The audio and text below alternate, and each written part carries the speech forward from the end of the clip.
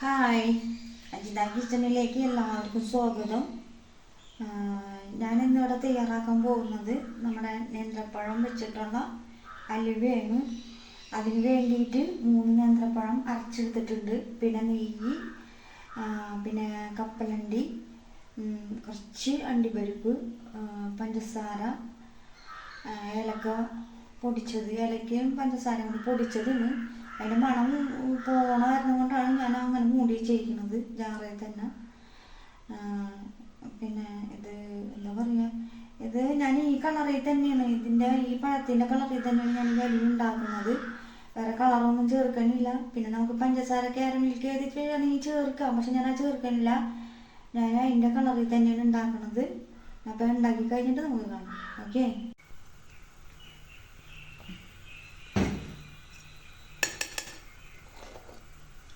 നമ്മൾ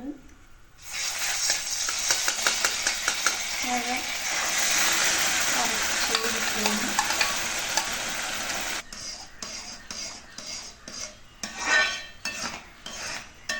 റെഡി ആയിക്കൊണ്ടിരിക്കുകയാണ്. സൂക്ഷിച്ചിരുന്ന് എടുത്ത് പഞ്ചസാര ഇടുകയാണ്. 1 കപ്പ് പഞ്ചസാര.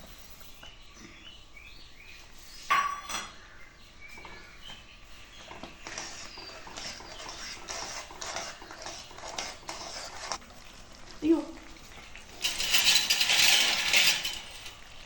ഏലക്ക പൊടിച്ചത്,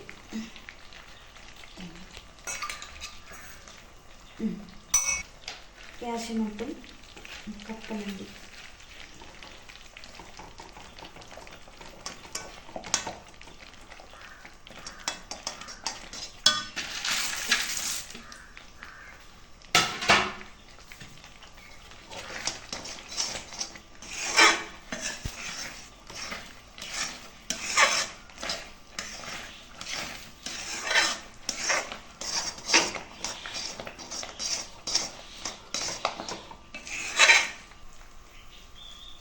എടുക്കണി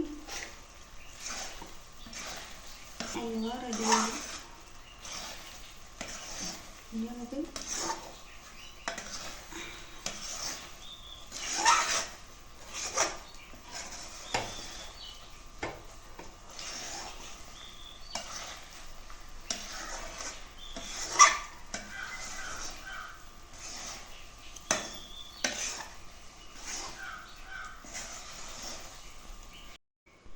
നമ്മുടെ ബനാന ഹൽവ റെഡി ആയിട്ടുണ്ട്.